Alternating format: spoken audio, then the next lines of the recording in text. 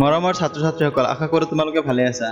আজিৰ এই ভিডিঅ'টোত আলোচনা কৰিম তোমালোকৰ সাধাৰণ বিজ্ঞানৰ অধ্যায় 9 বংশগতি আৰু ক্ৰমবিকাশৰ কিছু ইম্পৰ্টেণ্ট কুৱেশ্যন যিবিলাক তোমালোকৰ আগন্তুক মেট্ৰিক পৰীক্ষাত আহিব পাৰে।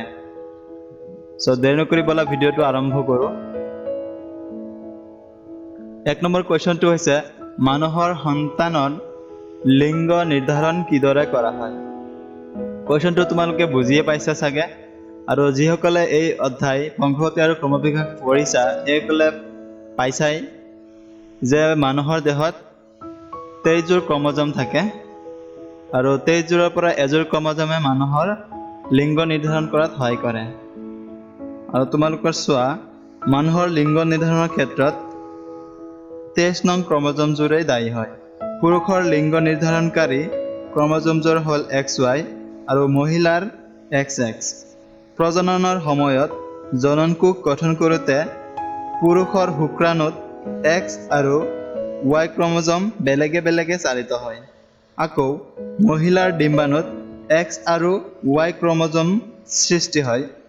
প্ৰজননৰ সময়ত পুৰুষৰ শুক্ৰাণু গৈ মহিলাৰ ডিম্বাণুৰ লগত মিলিত হয়। তেতিয়া পুৰুষৰ X ক্ৰমজমে মহিলাৰ X ক্ৰমজমৰ লগত মিলিত হয়, তেন্তে XX যোজন কোষৰ সৃষ্টি হয়।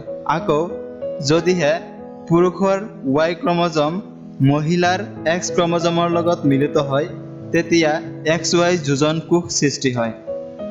XX যোজন কোষ বিকশিত হ'লে সন্তানজন ছোৱালী হ'ব আৰু XY যোজন কোষ বিকশিত হ'লে সন্তানজন ল'ৰা হ'ব। আৰু এনেকৈ মানুহৰ সন্তানৰ লিংগ নিৰ্ধাৰণ কৰা হয়।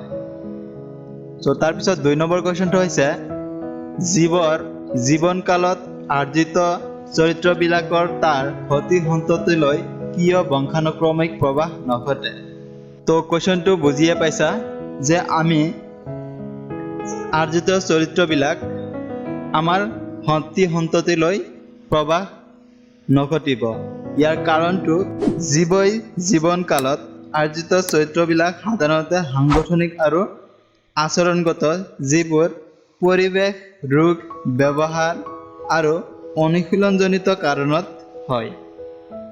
দৈহিক কলাত পৰিস্ফুটিত হোৱা চাৰিত্ৰিক বৈশিষ্ট্যবোৰ জননকোষৰ DNA লৈ গতি নকৰে। এনে চাৰিত্ৰিক বৈশিষ্ট্যবোৰ জীৱৰ মৃত্যুৰ লগে লগে নষ্ট হয়। সেইবাবে আৰ্জিত চৰিত্ৰবোৰ যেনে বুদ্ধিমত্তা পিছৰ প্ৰজন্মলৈ প্ৰৱাহিত নহয়, কাৰণ এই আৰ্জিত চৰিত্ৰবিলাক DNA অৰ্থাৎ জিনত কোনো সাল সলনি নঘটায়। কুৱেশ্যনটো বুজিয়ে পাইছা। তাৰপিছত কুৱেশ্যনটো হৈছে জীৱাশ্মসমূহ কি? বিৱৰ্তন সম্পৰ্কে জীৱাশ্মসমূহে আমাক কি কয়? তোমালোকে জীৱাশ্ম বহুত আগৰ ক্লাছৰ পৰাই পায়ে আছা। আৰু ই বিৱৰ্তন সম্পৰ্কে আমাক কেনেদৰে সহায় কৰে আৰু কি কয়? ভূপৃষ্ঠৰ গভীৰ শিলাস্তৰত সোমাই থকা জীৱদেহৰ অৱশিষ্ট বা জীৱবোৰে এৰি থৈ যোৱা সাঁচক জীৱাশ্ম বোলে। ঠিক আছে। জীৱাশ্মবোৰে বিৱৰ্তনৰ স্বাক্ষৰ বহন কৰে। জীৱাশ্মবোৰৰ বয়সৰ ওপৰত ভিত্তি কৰি বিভিন্ন যুগত যে জীৱৰ পৰিৱৰ্তন হৈছে তাক ঠাৱৰ কৰিব পাৰি আৰু জীৱৰ ক্ৰমবিকাশ অতি সহজে অনুমান কৰিব পাৰি। জীৱাশ্মৰ বয়স ডেচিং পদ্ধতিৰে নিৰূপণ কৰি পোৱা তথ্যই বিৱৰ্তনৰ সাক্ষ্য দাঙি ধৰে। তাৰ পিছৰ কুৱেশ্যনটো হৈছে উদাহৰণসহ সমসংস্থ আৰু সমভিত্তিক অংগৰ বিষয়ে ব্যাখ্যা কৰা। তোমালোকে সমসংস্থ আৰু সমভিত্তিক অংগৰ বিষয়ে তোমালোকক ব্যাখ্যা কৰিব দিছে উদাহৰণ সৈতে। ব্যাখ্যা কৰিলে তোমালোকে নম্বৰটো ফুল পাবা।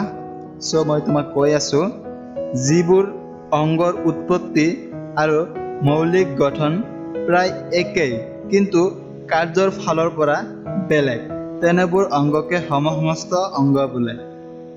ইয়াৰ উদাহৰণ হৈছে চৰাইৰ ডেউকা, ভেকুলীৰ আগঠেং। তাৰপিছত সমভিত্তি হৈছে যিবোৰ অংগৰ গঠন আৰু উৎপত্তি দিশৰ পৰা ভিন ভিন কিন্তু কাৰ্যৰ ফালৰ পৰা প্ৰায় একেই, তেনেবিলাক অংগকে সমভিত্তি অংগ বোলে। ইয়াৰ উদাহৰণ হৈছে পখিলাৰ পাখি আৰু বাদুলিৰ ডেউকা। তাৰ পিছৰ কুৱেশ্যনটো হৈছে 5 নম্বৰ, মানুহৰ উৎপত্তি কোন মহাদেশত হৈছিল? এ এছিয়াত, বি আফ্ৰিকাত, চি অষ্ট্ৰেলিয়াত, ডি ইউৰোপত। ইয়াৰ উত্তৰটো হ'ব আফ্ৰিকাত। তাৰ পিছৰ কুৱেশ্যনটো হৈছে মেণ্ডেলৰ পৰীক্ষাত ব্যৱহৃত ওখ আৰু চাপৰ মটৰ মাহ গছৰ কোনটো লক্ষণ প্ৰভাৱী?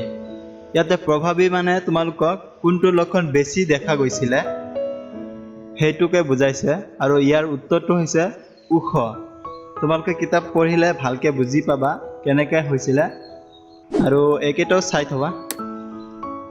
ইয়াৰ 1 নম্বৰটো হৈছে প্ৰজাতিকৰণ কাৰণবোৰ উদাহৰণৰ সৈতে ব্যাখ্যা কৰা। প্ৰজাতিকৰণ মানে বুজিয়ে পাইছা যে প্ৰজাতিবিলাক যে উৎপত্তি হৈছে কেনেকৈ হৈ আছে, ইয়াৰ উদাহৰণ তোমালোকে দিব লাগিব। তোমালোকৰ কিতাপত গবৰুৱা আৰু কাউৰীৰ 2টা উদাহৰণ দিয়া আছে, এই 2টা লিখি দিলে হৈ যাব। তাৰপিছত 2 নম্বৰত আছে উদ্ভিদ আৰু প্ৰাণীত কেনেকৈ চাৰিত্ৰিক বৈশিষ্ট্যবোৰ প্ৰকাশ পায়। তো আমি জানো যে আমাৰ উদ্ভিদ আৰু প্ৰাণী দেহ দুয়োটাতে চাৰিত্ৰিক বৈশিষ্ট্যবোৰ জিন অৰ্থাৎ DNA সংবহন কৰে, এটাৰ পৰা আন এটা সন্ততিলৈ লৈ যায়। চ' তোমালোকে এইবিলাকে লিখিব লাগিব অলপ বহলাই। চ' ভিডিঅ'টো যদি ভাল লাগিছে মানে, আৰু এনেকুৱা নতুন ভিডিঅ' পাবৰ কাৰণে এই চেনেলটো যদি ছাবস্ক্ৰাইব কৰা নাই, এইটো ভিডিঅ' যদি প্ৰথম চাই আছা তেতিয়াহ'লে ছাবস্ক্ৰাইব কৰি কাষৰ বেল আইকনটো টিপি ৰাখিবা যাতে নটিফিকেশ্যন পোৱা, আৰু তোমাৰ বন্ধুবোৰকে শ্বেয়াৰ কৰিবা। ধন্যবাদ।